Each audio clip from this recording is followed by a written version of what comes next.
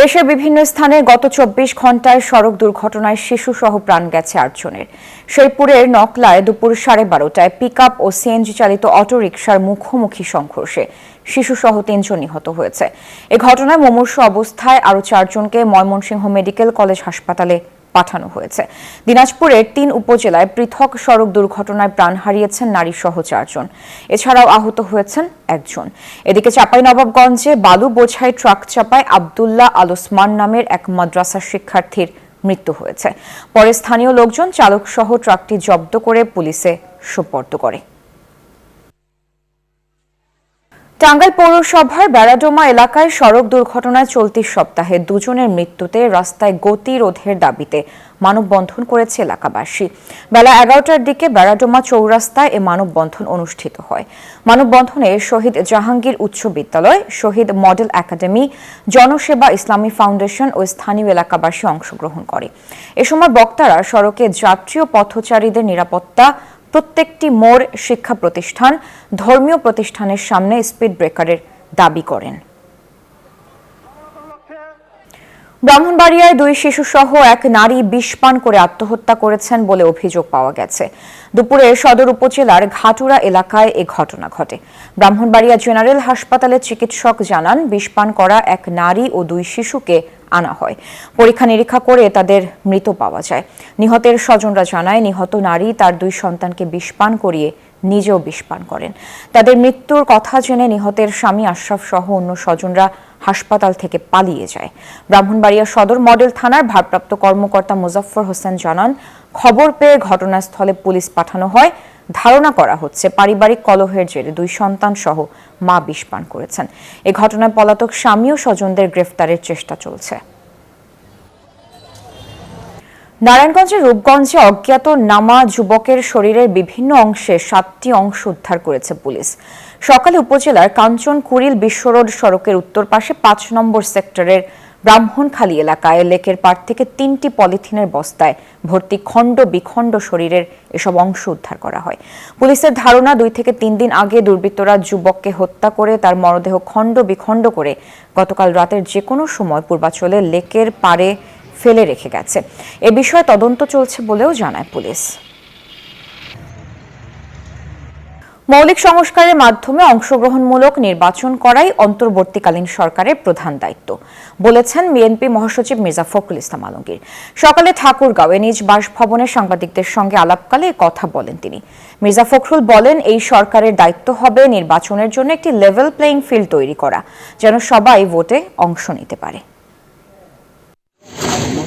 সকালে ঠাকুরগাঁও জেলা বিএনপি কার্যালয়ের ভবন নির্মাণ কাজের উদ্বোধন করেন দলের মহাসচিব মির্জা ফখরুল ইসলাম আলমগীর। এরপর শহরের কালীবাড়ি এলাকায় নিজ বাসভবনে সাংবাদিকদের সাথে কথা বলেন।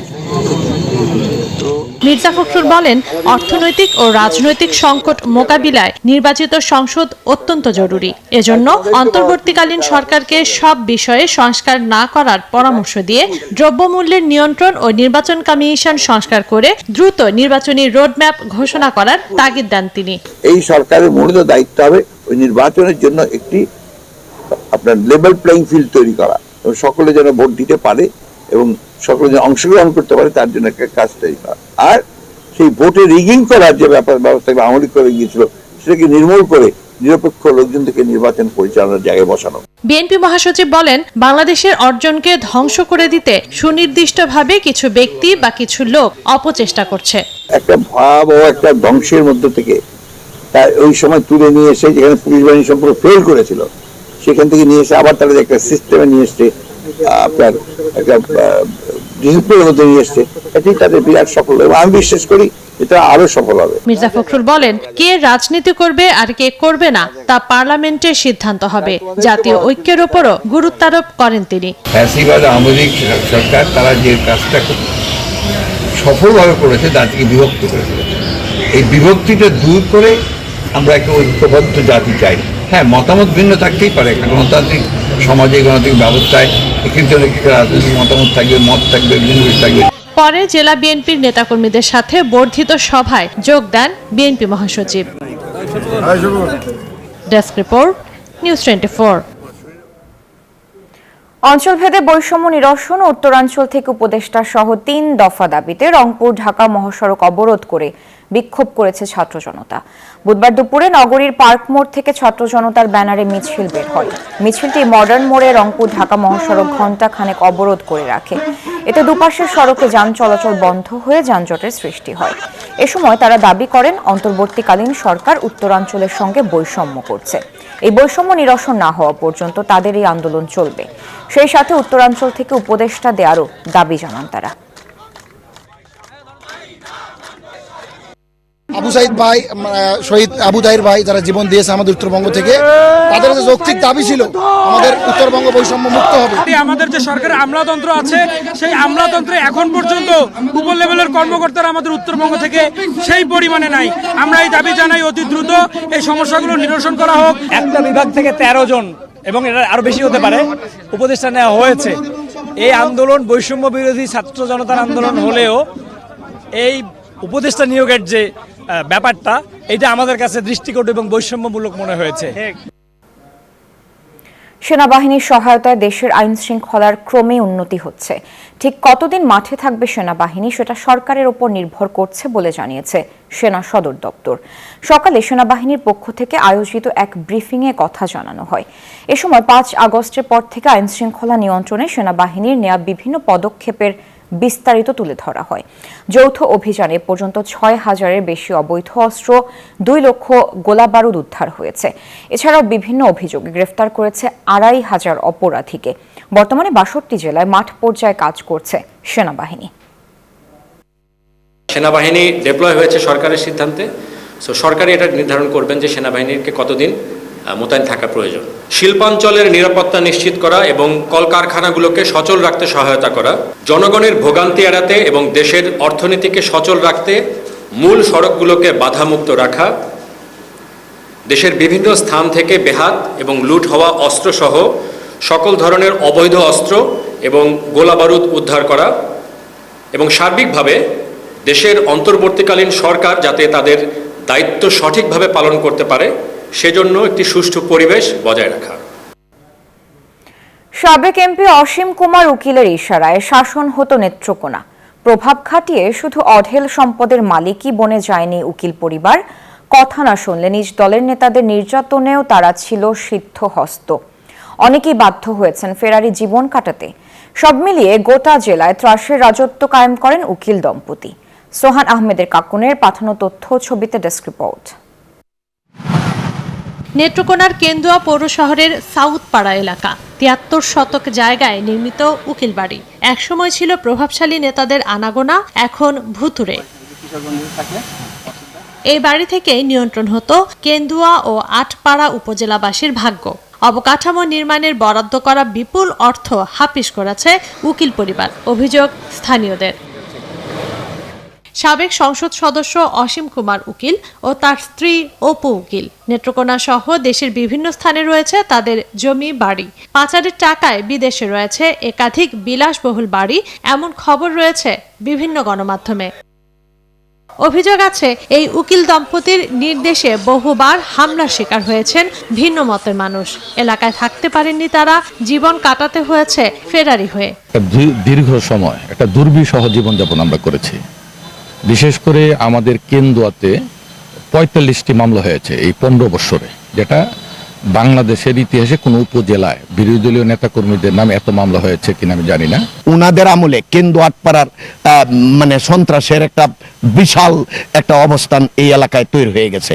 অসীম কুমার উকিলের জন্মভিটা কিশোরগঞ্জে। 1999 সালে কেন্দুয়ায় একটি টিন শেড ঘর গড়েন। নবম জাতীয় সংসদ নির্বাচনে সংরক্ষিত মহিলা আসনে এমপি হন অপু উকিল। আর 2018 সালে নৌকায় ভর করে এমপি হন অসীম। কায়েম হয় তাদের ত্রাসের রাজত্ব।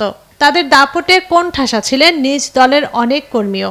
গাতা গোতা ওই রয়েছে, এগুলো দেখে বোঝা যায় যে কতটুকু উন্নয়ন হয়েছে। লক্ষ লক্ষ টাকা দিচ্ছে হাসপাতাল না, কারণ উন্নয়ন করতো চাইলো তারা ভোট দিল হাসপাতাল। উকিল বাড়ির দীর্ঘদিনের বিশ্বস্ত পাহারাদার বীর মুক্তিযোদ্ধা আব্দুর রাজ্জাক জানান, 5 আগস্টের পর থেকে এই বাড়িতে ভুতুড়ে পরিবেশ। টাকার চিঠি নিচে বাজেট নিচে আমার হাতে দিছে, বুঝলেন? বৌদি যেটা করছে সবটা ভুল করছে। আর উনি যার এমন হলো তারই গাড়ি তুলে যাচ্ছে। দাদা বৌদিরা এখন কোথায় আছে ওদের সাথে তো আমাদের সাথে যোগাযোগ হয় না, কোথায় আছে না আছে আমি বলতে পারবো না দাদা। কোনো নাম্বারও নাই আমার কাছে, আর তারাও কোনো কথা বলে না। আমার আত্মীয় স্বজন আছে, তারাও বলতেছে যে হ্যাঁ আছে ইন্ডিয়াতে কোথায়, তাও জানি না। তার সাথে তারা আমাকে জানাইছে আর কি যে আছে, তারা দুইজনই আছে। এমপি থাকাকালে এই উকিল দম্পতির বিরুদ্ধে সরকারি প্রকল্পের অর্থ আত্মসাতের অভিযোগ ওঠে। মামলা করেন জেলা কৃষক লীগের সাবেক সভাপতি কেশব রঞ্জন সরকার। অভিযোগে বলা হয়, লুটপাটের টাকায় ঢাকার উত্তরা, ধানমন্ডি, পূর্বাচলে বাড়ি ও প্লটের মালিক হয়েছেন তারা। জমি ও বাড়ি রয়েছে নানান জেলায়। Desk report, news 24। সরকার ভিসা দিলে মাওলানা সাদের বিশ্ব ইজতেমায় অংশগ্রহণ কেউ ঠেকাতে পারবে না বলে হুঁশিয়ারি দিয়েছেন সাদপন্থীরা। ঐক্যের পক্ষে থাকলেও অযৌক্তিক কোনো কিছু মেনে নেওয়া হবে না বলেও জানান তারা। বুধবার জাতীয় প্রেস ক্লাবে এক সংবাদ সম্মেলনে বিশ্ব ইজতেমার প্রথম পর্ব পালন এবং কাকরাইল মার্কাজ নিজামউদ্দিন অনুসারীদের বুঝিয়ে দেয়া সহ 7 দাবি উপস্থাপন করেন সাদপন্থীরা। পরবর্তী বিশ্ব ইজতেমা শুরু হবে জানুয়ারির 31 তারিখ থেকে। মাওলানা সাদকে দেশে আসতে না দেওয়ার পক্ষে যখন অনড় জুবায়েরপন্থীরা, তখন সাদপন্থীরা তাকে দেশে আনা সহ নানা দাবিতে আয়োজন করে সংবাদ সম্মেলনের। একে অপরের দ্বীনের মেহনতকে ও ইজতেমাকে বাধা দেয়া থেকে বিরত থাকি। প্রিয় মাওলানা, আপনি ফিরে আসুন, আপনার জন্য আমাদের দুয়ার উন্মুক্ত। আমরা নিশ্চয়তা দিচ্ছি আপনাকে আমরা নিজামউদ্দিনের হযরতগণের মাশওয়ারা অনুযায়ী আগের মতোই সম্মান এবং মর্যাদায় অধিষ্ঠিত রাখব। সাদপন্থীরা দাবি করেন তারা ঐক্যের পক্ষে, কিন্তু তাদের মুরব্বী মাওলানা সাদকে ইজতেমায় অংশগ্রহণ করতে দিতে হবে এবং প্রথম পর্বের ইজতেমা পালন করতে চান তারা। আমান দিয়া তার নিরাপত্তা দিয়ে এটা সরকারের দায়িত্ব। সাথে সাথে দেশীয়ভাবে যদি নিরাপত্তা এবং তার প্রোডাক্ট দেওয়ার প্রয়োজন মনে করি, আলহামদুলিল্লাহ বাংলাদেশে আমাদের 10-20 লক্ষ সাথী আছে। এয়ারপোর্ট থেকে লাল গালিচা বিষয় আমরা টঙ্গীর মাঠে তাকে নিয়ে যেতে পারবো ইনশাআল্লাহ। কাকরাইল মসজিদে কাকরাইল মার্কাজ পুরোপুরি নিজামউদ্দিন অনুসারীদের হাতে বুঝিয়ে দেওয়ার দাবিও জানান তারা। ন্যায্য অধিকার থেকে বাধা দেওয়ার চেষ্টা করে, সেটা হবে তাদের জন্য অনেক বড় ভুল সিদ্ধান্ত। এমনটা করার চেষ্টা করলে বাংলাদেশ থেকে আমাদের লক্ষ লক্ষ সাথী এক ডাকে কাকরাইল মার্কাজে উপস্থিত হবেন। সেই বাঁধ ভাঙা স্রোত ঠেকানোর মতো কোনো শক্তি আশা করি থাকবে না। এবছর বিশ্ব ইজতেমার প্রথম পর্ব জানুয়ারি 31 থেকে ফেব্রুয়ারি 2 তারিখ ও দ্বিতীয় পর্ব ফেব্রুয়ারি 7 থেকে 9 তারিখ নির্ধারণ করা হয়েছে। অস্থিতিশীল পরিস্থিতি থেকে আমরা নিজেরা নিষ্কৃতি পাবো এবং দেশ নিরাপদ থাকবে। শফিকুজ্জামান রুবেল, নিউজ 24, ঢাকা।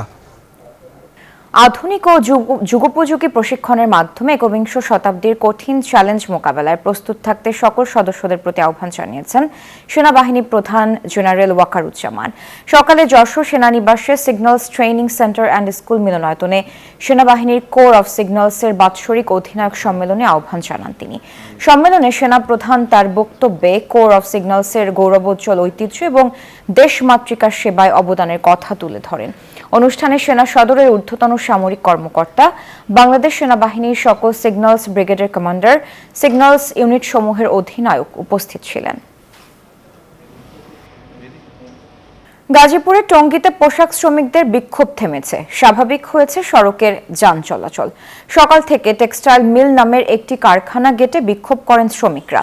পরে ঢাকা ময়মনসিংহ সড়ক অবরোধ করে বিক্ষোভ শুরু করেন তারা। এ সময় 2 থেকে তীব্র যানজটের সৃষ্টি হয়। এতে ভোগান্তিতে পড়েন অফিসগামী শিক্ষার্থী সহ বিভিন্ন শ্রেণী পেশার মানুষ। যানবাহন চলাচল বন্ধ হওয়ায় পায়ে হেঁটে গন্তব্যে রওনা দেন অনেকে। পরে আইনশৃঙ্খলা বাহিনীর হস্তক্ষেপে পরিস্থিতি স্বাভাবিক হয়। চুয়াডাঙ্গার আলমডাঙ্গায় সুজন আলী সবুজ নামের এক ব্যবসায়ীকে মোটরসাইকেল সহ পুড়িয়ে হত্যা করেছে দুর্বৃত্তরা। সকালে আলমডাঙ্গা উপজেলার ফরিদপুর ও বেলগাছি গ্রামের মাঠের একটি মেহগনি বাগান থেকে ভস্মীভূত মরদেহ উদ্ধার করেছে পুলিশ। চুয়াডাঙ্গার অতিরিক্ত পুলিশ সুপার আনিসুজ্জামান জানান, সবুজ পুরাতন মোটরসাইকেল বেচাকেনার ব্যবসা করত। বন্য হাতির অত্যাচারে অতিষ্ঠ পাহাড়বাসী। রাত দিন চলে হাতির তাণ্ডব। দুমড়ে মুচড়ে দেয় ঘরবাড়ি, দোকানপাট, নষ্ট করে ফসলি জমি। তাই ভরদুপুরেও মানুষ শূন্য থাকে হাট বাজার। স্থবির হয়ে পড়েছে জনজীবন। এমন চিত্র এখন রাঙামাটির লংগদু উপজেলার ভাসান্নদম ইউনিয়নে। সংশ্লিষ্টরা বলছেন, বনশূন্য পাহাড়ে নতুন বনায়নে মানুষের সহনশীল ভূমিকা না থাকলে লোকালয়ে বন্য হাতির উপদ্রব কমবে না। রাঙামাটি লংগদুত উপজেলার ভাষানদ্যম ইউনিয়নের খাগড়াছড়ির বাজার নামে বাজার হলেও বসেনি কোনো হাট। বেশিরভাগ দোকান বন্ধ, ঝুলছে তালা, নেই মানুষের আনাগোনাও, তাই চারপাশে শুনশান নীরবতা। স্থানীয়রা বলছেন, এখানে প্রায়ই প্রতিদিনই চলে বন্য হাতির তাণ্ডব। ভয়ে ঘর ছেড়ে বাইরে আসে না এ অঞ্চলের মানুষ। মূলা ক্ষেত আমার একদম মাটির সাথে মিক্স করে দেয়, খেয়ে ফেলায়, ফাড়ায় নষ্ট করে ফেলায়, মানুষের ক্ষয়ক্ষতি করে, ঘর ভেঙে ফেলে, মানুষের বাসা থেকে চাউল ডাউল এগুলো সব ভাঙে নিয়ে যায়। শুধু খাগড়াছড়ি পাড়া নয়, বন্য হাতির আক্রমণের শিকার হয়েছে একই ইউনিয়নের ঘনমোর, চাইল্লাতলি ও পানিছড়া এলাকাবাসীও। প্রতি বছরে 200 লোকের ক্ষতিগ্রস্ত হয়। প্রতি বছর 2-1 মানুষ হাতিয়ে মারে আমার ইউনিয়ন থেকে। বন বিভাগ থেকে আমাদেরকে দায়িত্ব দিয়েছে যে এলাকায় রাত্রবেলা হাতি আসলে মানুষের ক্ষতি করে, আমরা মানুষকে সচেতন করি, ডাইকে দিই। বনশূন্য পাহাড়ে নতুন বনায়নে মানুষের সহনশীল ভূমিকা না থাকলে লোকালয়ে বন্য হাতির উৎপাত কমবে না বলছেন বন কর্মকর্তারা। যে অঞ্চলগুলো আগে ভালো বন ছিল, হাতির খাবার ছিল, সেই অংশগুলোতে কিন্তু এখন মানুষ ঢুকেছে। সারা বাংলাদেশের চিত্রই কিন্তু তাই। মানুষকে আসলে হাতির জন্য কিছু স্পেস দিয়ে দিতে হবে, সেই জায়গাগুলো থেকে সরে আসতে হবে। আর যেসব জায়গায় হিলের ক্ষতিগ্রস্ত হয়েছে বন, প্রাকৃতিক বন, সেই জায়গায় আবার প্রাকৃতিক বন ফিরিয়ে আনতে হবে। সংশ্লিষ্টরা বলছেন, পাহাড়ে বন্য প্রাণীর অভয়াশ্রম আর খাদ্য সংকট নিরসন করা না গেলে হুমকির মুখে পড়বে জীববৈচিত্র্য। Desk report, news 24। জনবল সংকটে প্রায় 3 বছর ধরে বন্ধ রয়েছে নরসিংদীর 3 রেলওয়ে স্টেশন। স্টেশনগুলো বন্ধ থাকায় চরম দুর্ভোগে পড়েছেন শিক্ষার্থী, চাকরিজীবী সহ লাখো যাত্রী। স্টেশনের বিপজ্জনক সিগন্যাল পয়েন্ট অতিক্রম করে মাঝ লাইন দিয়ে চলাচল করছে ট্রেন। সংশ্লিষ্টরা বলছে, লোকবল নিয়োগের পর বন্ধ স্টেশনগুলো শীঘ্রই সচল করা হবে। নরসিংদী থেকে হৃদয় খানের পাঠানো তথ্য ও চিত্র। Desk report. নরসিংদীর আমিরগঞ্জ রেলওয়ে স্টেশন। স্টেশন মাস্টারের কক্ষে ঝুলছে তালা, জানালায় স্টেশন বন্ধের সাইনবোর্ড ঝুলানো। স্টেশন মাস্টার না থাকায় ও লুপ লাইনের সিগন্যাল মোটর চুরি হওয়ায় অচল অবস্থায় পড়ে আছে প্রায় 3 বছর ধরে। একই অবস্থা নরসিংদীর শ্রীনিধি ও ঘোড়াশাল স্টেশনেরও। প্ল্যাটফর্মে নয়, মাঝের লাইন দিয়ে আসছে ট্রেন। ভোগান্তিতে অসুস্থ বৃদ্ধ নারীসহ যাত্রীরা। সময় চলে যায় অনেক সামনে, তারপর আবার ওইদিকে চলে যায় অনেক দূরে, তো লোকজন নামতে পারে না, আবার উঠতেও পারে না, দৌড়াতে হয় ট্রেনের পিছন পিছন। এই যে দেখতেছেন আপনার সবকিছু অকেজ অবস্থায় পড়ে আছে। মোটর চুরি হয়েছে, এক জায়গায় চুরি হয়েছে মোটর, ওই মোটরটা এখন দেওয়া হয় নাই। একদিনে প্রায় 1200 থেকে 1300 যাত্রী মনে আসা যাওয়া করে প্রতিদিন, কিন্তু তারা উঠতে পারে না। হয়তো কেউ আটকে যায়, কেউ ধরে যাইতে পারে, এরকম হয়ে যায়। তো দুর্ঘটনা প্রতিদিন ঘটতেছে। দীর্ঘদিন বন্ধ থাকায় একদিকে নষ্ট হচ্ছে মূল্যবান যন্ত্রপাতি ও আসবাবপত্র, অন্যদিকে প্ল্যাটফর্ম ও রেল লাইন দখল করে তার উপর বসেছে অবৈধ দোকানপাট। চলে না, এলে দোকান পাচ্ছি এখানে পাতলাম। রেল লাইন চালু থাকে আমরা বসতে পারতাম না, তাছাড়া আমাকে দারিদ্র সমস্যা, ফ্ল্যাটে টান, এই জন্য আর কি। সংশ্লিষ্ট কর্তৃপক্ষ বলছে, দ্রুত জনবল নিয়োগ করে স্টেশনগুলো চালু করা হবে। নিয়োগ প্রদান না করেন তারা আরও যে সমস্ত স্টেশন চালু আছে ওগুলো বন্ধ হয়ে যেতে পারে। অতি দ্রুততার সহিত স্টেশন মাস্টার নিয়োগ দিলে বন্ধ স্টেশনগুলি চালু করা হবে। ভোগান্তি কমাতে বন্ধ স্টেশনগুলো সংস্কার করে চালুর দাবি যাত্রীদের। Desk report, news 24। জনপ্রিয় কথা সাহিত্যিক হুমায়ূন আহমেদের ৭৬তম জন্মবার্ষিকীতে নুহাশপল্লীতে নানা আয়োজনে লেখককে স্মরণ করলেন তার পরিবারের স্বজন ও শুভানুধ্যায়ীরা।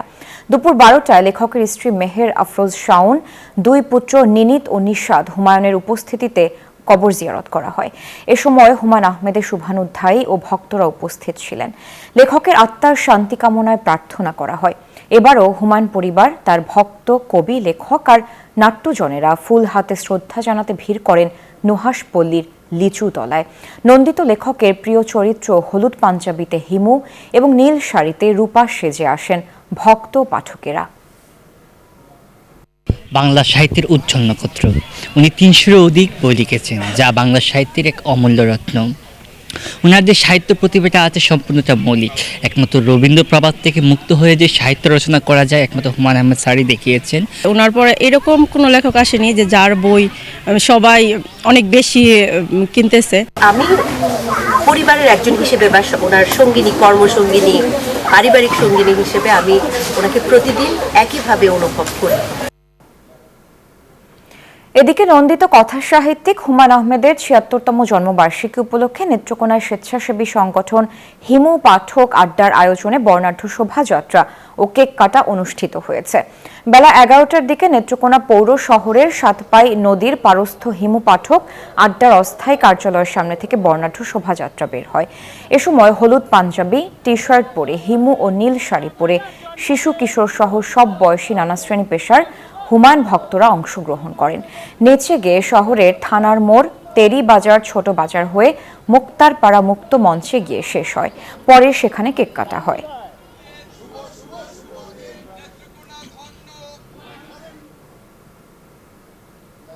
গোপালগঞ্জের মুকসুদপুরে জমি সংক্রান্ত বিরোধের জেরে প্রতিপক্ষের হামলায় উভয় পক্ষের অন্তত ৫০ জন আহত হয়েছে।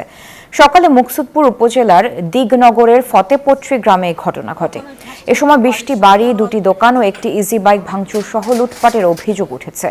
এলাকাবাসী জানায়, ফতেপট্রি গ্রামের তারা মোল্লা ও মিজান মোল্লা গ্রুপের মধ্যে দীর্ঘদিন ধরে বিরোধ চলছিল। এরই জেরে মিজান মোল্লা গ্রুপের লোকজন তারা মোল্লা গ্রুপের লোকজন বাড়ি ঘরে হামলা চালায়। পরে পুলিশ ঘটনাস্থলে গিয়ে পরিস্থিতি নিয়ন্ত্রণে আনে। পুলিশ জানায়, পরিস্থিতি এখন নিয়ন্ত্রণে রয়েছে। ঘটনাস্থলে অতিরিক্ত পুলিশও মোতায়েন করা হয়েছে। যে ওখানে মারামারি হয়েছে, মারামারি হওয়ার পর দুই দল হটার পর পরে ওরা নাকি দল ধরে আমাদের এই এলাকায় ঢুকছে, ঢুকে আমাদের বাড়িতে এসে আর ওই বাড়িতে এসে এই বাড়িতে ভাঙচুর করছে। টাকা পয়সা নগদ ছিল ১,৮০,০০০ টাকা, আর মাল অনেক মাল ছিল। মাল নাই সেটা তো আপনারা নিজেরা চোখে দেখতে পাচ্ছেন। আন্দোলনের স্থবে চট্টগ্রাম বিশ্ববিদ্যালয়ের একাডেমিক কার্যক্রম। শিক্ষক, শিক্ষার্থী, কর্মকর্তা, কর্মচারী নানান দাবিতে মাঠে সরব সবাই। এতে সেশন জটে নাকাল শিক্ষার্থীরা। কবে সবকিছু ঠিকঠাক হবে তা নিয়ে উদ্বেগ আর হতাশায় দিন কাটছে তাদের। কর্তৃপক্ষ বলছে দ্রুতই হবে সবকিছুর সমাধান। চলতি বছর ঈদুল আজহার ছুটির পর শিক্ষক, কর্মকর্তা ও কর্মচারীদের বৈষম্যমূলক পেনশন স্কিম বাতিল, কোটা সংস্কার সহ বৈষম্য বিরোধী ছাত্র আন্দোলনে বন্ধ থাকার পর দুয়ার খুলেছে চট্টগ্রাম বিশ্ববিদ্যালয়ের। চলছে ক্লাস পরীক্ষাও। তবে তীব্র সেশন জটের কবলে পড়ে হতাশায় ভুগছেন শিক্ষার্থীরা। ক্ষোভ প্রকাশ করছেন তারা। ক্যান্সার যেমন একটা মানুষের জীবনকে ধ্বংস করে দেয়, জীবনকে ধ্বংস করে দেয়, এভাবে সেশন জটে একটা ছাত্রের ক্যান্সারকে ছাত্র জীবনকে ধ্বংস করে দেয়। লালিত স্বপ্ন ভঙ্গের উদ্বেগ, উৎকণ্ঠা কাটছে না শিক্ষার্থীদের। সুরাহা কবে মিলবে কেউ জানে না। তবে শিক্ষকদের আন্তঃকোন্দল, উত্তরপত্র কাটায় উদাসীনতা সহ বিশ্ববিদ্যালয় কর্তৃপক্ষের তদারকির অভাবকে দুষছেন শিক্ষার্থীরা। শিক্ষকরা আসলে কাজে মনোযোগী না এবং তারা অ্যাক্টিভলি কোনো কাজ ফাংশন করে না। বিশ্ববিদ্যালয় প্রতিটা ডিপার্টমেন্টে বলতে গেলে যে এখন সেশন জট বিদ্যমান।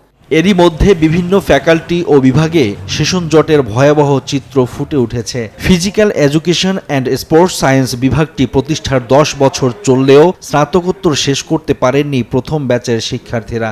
এছাড়া একাধিক বিভাগে স্নাতক শেষ করতেই সময় লাগছে ৫ থেকে ৭ বছর। ৬ থেকে ৭ বছর বা কোনো কোনো ক্ষেত্রে দেখা যাচ্ছে ৮ থেকে ৯ বছর পর্যন্ত সময় লাগছে, যার কারণে আমাদের মাঝখানে একটা হতাশা। শিক্ষকদের দাবি, বারবার নিয়োগের উদ্যোগ নিতে দেখা গেলেও অদৃশ্য কারণে তার বাস্তবায়ন হচ্ছে না। বিশ্ববিদ্যালয়ের ক্যাম্পাসে যখন স্থিতিশীলতা প্রতিষ্ঠিত হবে এবং নিয়মের মাধ্যমে সব প্রতিষ্ঠান চলতে শুরু করবে, তখন আমার বিশ্বাস এগুলো অতি দ্রুত ওভারকাম হয়ে যাবে। দ্রুত সেশন জট কমে আসবে বলে আশা কর্তৃপক্ষের। এই বিষয়গুলোকে কিভাবে ক্র্যাশ প্রোগ্রামের মাধ্যমে এই সেশন জটটা আমরা মুক্তি করতে পারি সে ব্যাপারে আমরা চেষ্টা করতেছি। উজ্জ্বল ভবিষ্যৎ গড়ার স্বার্থে সেশন জট কমানোর পদক্ষেপ নেবে কর্তৃপক্ষ, এমনটাই দাবি শিক্ষার্থীদের। Desk report, news 24। শস্য ভাণ্ডার হিসেবে খ্যাত রংপুরে আমন ধানের বেশ ভালো ফলন হয়েছে। ছড়িয়ে যেতে পারে উৎপাদনের লক্ষ্যমাত্রা। যদিও কৃষকরা বলছেন এবার আবহাওয়া অনুকূলে থাকলেও তেমন বৃষ্টি না থাকায় সেচ দিতে হয়েছে। পাশাপাশি অন্যান্য খরচও হয়েছে দ্বিগুণ। তাই ধানের ফলন ভালো হলেও দাম কম পাওয়ার শঙ্কায় রয়েছেন চাষিরা। রেজাউল করিম মানিকের প্রতিবেদনে দেখুন বিস্তারিত। মাঠ জুড়ে দোল খাচ্ছে সোনালী ধান। এই ধানের শীষে স্বপ্ন দেখছে কৃষক। রংপুর কৃষি অঞ্চলের 5 জেলা রংপুর, কুড়িগ্রাম, লালমনিরহাট, নীলফামারী ও গাইবান্ধা জেলায় এবার 6,20,000 হেক্টর জমিতে আমন চাষ হয়েছে। এরই মধ্যে ধান কাটা ও মাড়াই শুরু হয়েছে। যদিও কৃষকরা বলছেন সার, কীটনাশক ও সেচ সহ বিঘা প্রতি অতিরিক্ত খরচ হয়েছে, ফলে লাভ না হওয়ার শঙ্কা তাদের। জিনিসপাতির দাম সেইভাবে কিন্তু আমরা কৃষক কিন্তু আমরা ফলনটা ঠিক মতন করতে পারতেছি না। কারণ আমরা যদি কৃষক না বাঁচি তাহলে মনে করো জিনিসপাতি আমরা কিনবো কিভাবে? সারের দাম অতিরিক্ত, লেবারের দাম সব মিলে দেখা যাচ্ছে যে বিঘা প্রতি আমাদের খরচ অনেক বেশি পড়ে যায়। গত বছরের চেয়ে এবারে ধান ইনশাল্লাহ বেশি ভালো হয়েছে। রংপুর কৃষি অঞ্চলের অতিরিক্ত পরিচালক জানান, চলতি মৌসুমে আমন ধানের ফলন উৎপাদনের লক্ষ্যমাত্রা ছাড়িয়ে গেছে। সমস্ত ক্ষেতগুলোই আসলে ধানের শীষ যেভাবে আমাদেরকে জানান দিচ্ছে, তাতে আমাদের টার্গেটের চেয়েও ফলন ভালো হবে বলে আমরা প্রত্যাশা করছি। কৃষি বিভাগের তথ্য মতে এখন পর্যন্ত রংপুর, কুড়িগ্রাম, লালমনিরহাট, নীলফামারী ও গাইবান্ধা জেলায় 30 ভাগের বেশি জমিতে ধান কাটা ও মাড়াই শেষ হয়েছে। Desk report, news 24। কথায় আছে ধান নদী খাল, এই তিনে বরিশাল। এবার বরিশালে শুরু হলো বাড়ির ছাদে ধান চাষ। আর এই ধান চাষ করে সাড়া ফেলেছেন বরিশাল পরমাণু চিকিৎসা কেন্দ্রের মালি আনোয়ার হোসেন। ফেলে দেয়া তেলের বোতলে সুগন্ধি কালোজিরা ধান চাষ করেছেন তিনি। ফলন ভালো হবে এমন প্রত্যাশা তার। আর ব্যতিক্রমে এই চাষে সহযোগী হয়েছেন তার কর্মস্থল ও সহকর্মীরা। এমন উদ্ভাবনের প্রশংসা করে পাশে থাকার প্রতিশ্রুতি দিয়েছে কৃষি বিভাগও। সাইফুর রহমান মিরনের তথ্য ও চিত্রে ডেস্ক রিপোর্ট। ধানের শীষে রৌদ্র ছায়ার লুকোচুরি খেলা, সাথে আছে ধানের মৌ মৌ গন্ধ। এ যেন ধানের ক্ষেতের আকাশ ছুতে যাওয়া। বরিশাল শের-ই বাংলা মেডিকেল কলেজের পরমাণু চিকিৎসা কেন্দ্রের ছাদে সারি করে রাখা 5 শতাধিক বোতলে চাষ করা হয়েছে সুগন্ধি কালোজিরা ধান। প্রতিষ্ঠানের মালি আনোয়ার হোসেন জানান, ফেলে দেয়া তেলের বোতল সংগ্রহ করে তাতে সুগন্ধি ধান চাষের পরিকল্পনা করেন তিনি। অনুমতি নেন প্রতিষ্ঠান প্রধানের কাছ থেকে। জানান, এমন পদ্ধতিতে ধান চাষ করলে মাটিতে চাষ করা ধানের চেয়েও উৎপাদন বেশি হবে, আর এতে ছাদেরও কোনো ক্ষতি হবে না। যেটা আমার এই বাগানে দেখতে পারতেছেন যে আমার এই ছাদে যে কত সুন্দর সরা, কত বড় বড় সরা কাটাইছে, যেটা আসলে মাটিতেও কল্পনা করা যায় না। এমন উদ্যোগে স্বাগত জানিয়ে আনোয়ার হোসেনকে সাহায্য করছেন তার সহকর্মীরা। প্রতিষ্ঠানের পক্ষ থেকে দেয়া হচ্ছে সহযোগিতাও। এটা পরীক্ষামূলকভাবে যে আমাদের ছাদে কি জাতীয় ধান আসলে হয় কিনা, এবং সুন্দর একটি আসলে ওনাদের উদ্যোগ, আমি এই উদ্যোগকে ওনাদের স্বাগত জানাই। প্রতিষ্ঠানের পরিচালক বলছেন, চারপাশে গাছ লাগালে পরিবেশের সঙ্গে মনও ভালো থাকে। ছাদে ধান চাষের পুরো কৃতিত্ব দেন মালি আনোয়ারকে। পুরো কৃতিত্বটাই আসলে ওকে দেওয়া যায়, এই পুরো পরিশ্রমটাই সে করছে। এটাই তো আমাদের এই কাজ শেষ হলে আমরা বাগানটা আবার ইনশাল্লাহ সুন্দর করে ফেলবো। কৃষি বিভাগ বলছে, ছাদে সবজি ও ফল চাষের সাথে ধান চাষ নতুন সংযোজন। এমন ব্যতিক্রমী কাজে সর্বাত্মক সহযোগিতাও দেবে তারা। এবার পরীক্ষামূলক চাষে 50 কেজি ধান উৎপাদনের আশা মালি আনোয়ার হোসেনের। আগামীতে আরো বড় পরিসরে ধান চাষের আশা করছেন তিনি। সাইফুর রহমান মিরন, নিউজ 24, বরিশাল। রাজশাহীতে জনপ্রিয় হচ্ছে কমলা চাষ। প্রতি বিঘা জমিতে উৎপাদন হচ্ছে 3 টন কমলা। উৎপাদন ভালো হওয়ায় এবং দাম ভালো পাওয়ায় প্রতি বছরই বাড়ছে কমলা চাষ। কৃষকরা জানান, অস্ট্রেলিয়ান ও ভিয়েতনাম জাতের কমলার ফলন ভালো হচ্ছে। লেবু জাতীয় ফলের উৎপাদন বাড়াতে প্রকল্পের মাধ্যমে কৃষকদের উৎসাহিত করা হচ্ছে বলে জানান কৃষি কর্মকর্তারা। মতিউর মর্তুজার তথ্য চিত্রে ডেস্ক রিপোর্ট। রাজশাহীর গোদাগাড়ী উপজেলার ধামিলা ফুলবাড়ি গ্রামের কৃষক আলমগীর হোসেন 3 বছর আগে তিনি 200 গাছের কমলা বাগান করেছিলেন। এবছর প্রায় 2 বিঘা জমিতে কমলা চাষ করছেন। প্রচুর ফল এসেছে তার বাগানে। স্বল্প খরচে ভালো দাম পাচ্ছেন বলে জানান আলমগীর হোসেন। আমাদের কাছে আরেকটা জাত আছে, সেটা হচ্ছে ভিয়েতনাম। ভিয়েতনামটা বড় আর অস্ট্রেলিয়ানটা ছোট, দুইটাই আমাদেরকে মিষ্টি বলে দিয়েছে। তো আমরা ভিয়েতনামটা গত বছর পেয়েছিলাম, তো কিছু টেস্ট করছি, তো অনেক স্বাদ সুন্দর আছে। এবং আমরা বাইরের যে কমলাগুলো আসে, এই কমলার মতোই একবার সেম কোষ আছে এবং খাইতে অনেক সুস্বাদু। তার সফলতায় উদ্বুদ্ধ হয়ে অনেকেই চাষ করছেন কমলা। গত 4 বছর থেকে লাগাচ্ছি, এবারই ফল আসছে।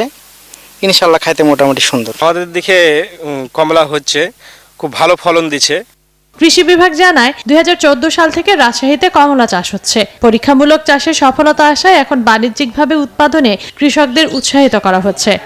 2014 সাল থেকে আমরা মালটার পরীক্ষামূলকভাবে এই সমতল এলাকায়, আমরা তো জানি আসলে কমলা পাহাড়ি এলাকায় হয়, সিলেট অঞ্চলে ওইদিকে হয়, কিন্তু এই উত্তরবঙ্গেও যে হয় এটা পরীক্ষামূলকভাবে করলাম। আল্লাহর রহমতে আমরা কিন্তু সাকসেস হয়েছি। এবছর রাজশাহী জেলায় 19.80 হেক্টর জমিতে কমলা চাষ হয়েছে। উৎপাদন লক্ষ্যমাত্রা 311 metric ton. Desk report, news 24।